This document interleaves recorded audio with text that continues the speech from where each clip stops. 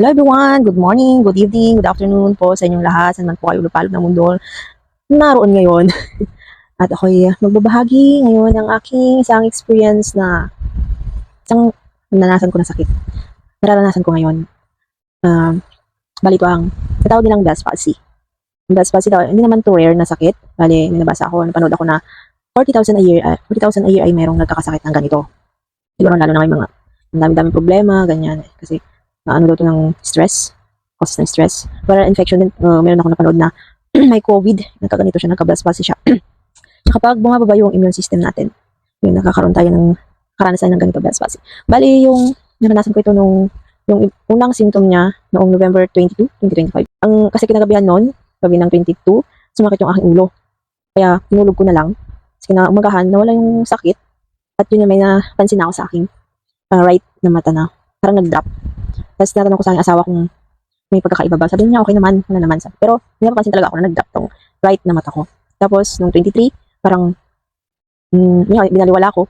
Kaya, napansin ko ulit na lumiit yung isang butas ng ilong ko. Kasi pag ganyan ako, tapos dito sa kabila, mas maluwang, tapos dito mas maliit.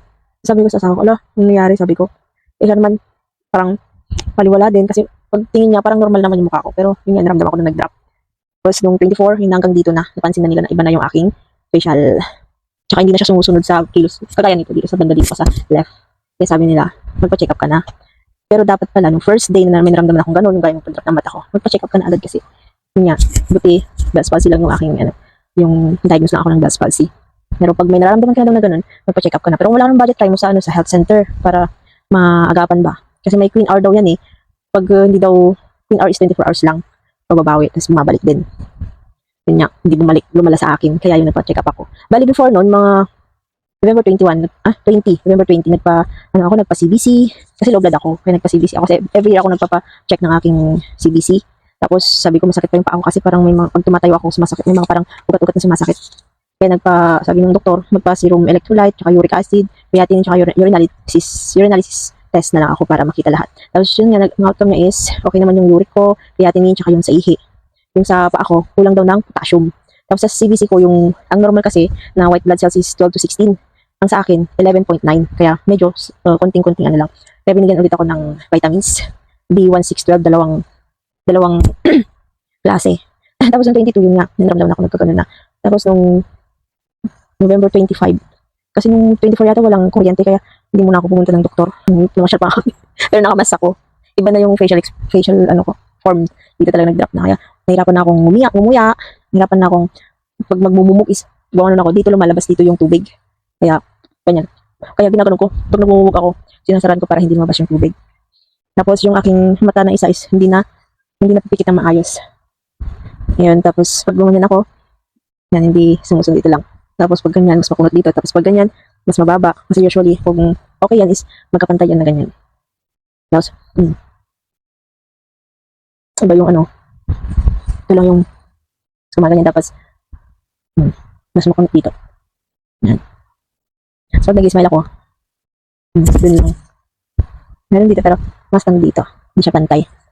Kaya yun, nung nagpa-check up ako, nung 25 is, sinabi ko na nagpa-check up na ako nung 20.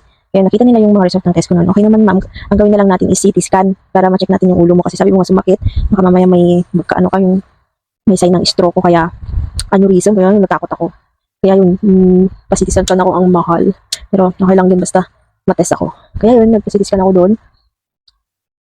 It comes out ng, bali, lumabas yung result nung 27. Kaya yun, lumabas yung result ng 27. Tapos, normal lahat sa CT scan ko. Kaya nakita ng general doctor na normal, pinasa ako dun sa ENT. Tapos, yun, tinesa ko nung ENT doctor na kumikit ka nga, sabi niya gano'n.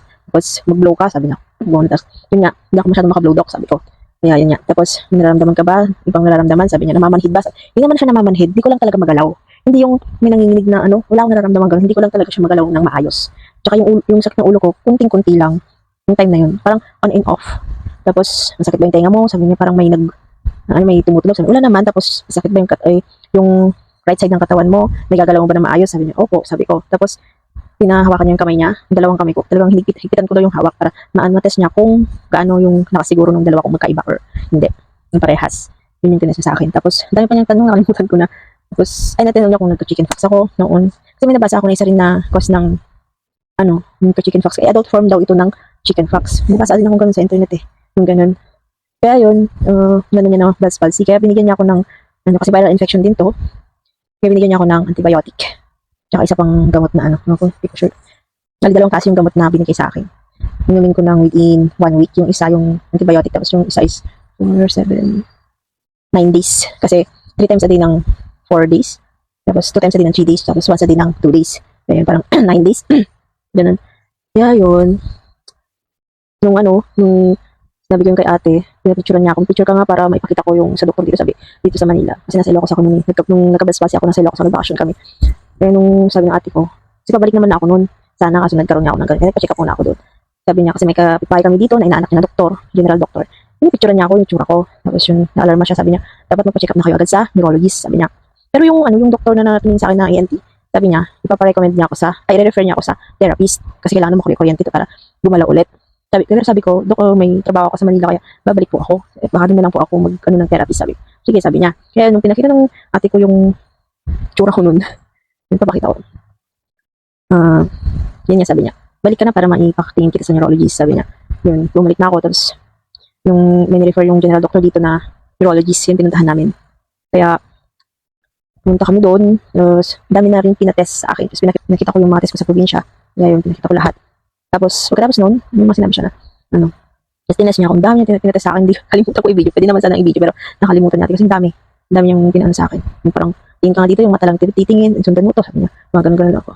Tapos, yun nga, Bell's palsy lang daw talaga. Walang, kasi yung CT scan ko, walang sign of stroke, or aneurysm. Tapos yun nga, yung pagka-test niya sa akin is wala namang sign na stroke. Kaya yun, sabi niya, bibigyan kita ng, referral na gano'n ng license na therapist. Sabi niya. Tapos yun sa pinag-anuhan namin, pinag-check-upan namin, may malapit na therapist. Kaya doon na lang kami pumunta. Sabi niya, yun ang next video ko. Papakita ko sa inyo yung paano nila ako tinherapy. First day and second day siguro. Kasi kanina is second day ko sa therapist. Kaya pag ganyan, normal lang. Pero pag gumiti ako, tsaka makikita na yung mga sign na may Bell's palsy ako. Pero pag wala akong facial expression, normal lang. Dito talaga. Magkaiba talaga yung focus. Pero pag ganyan, hindi. Yan. Yan yung mga iba. Sa ngayon, mga bi,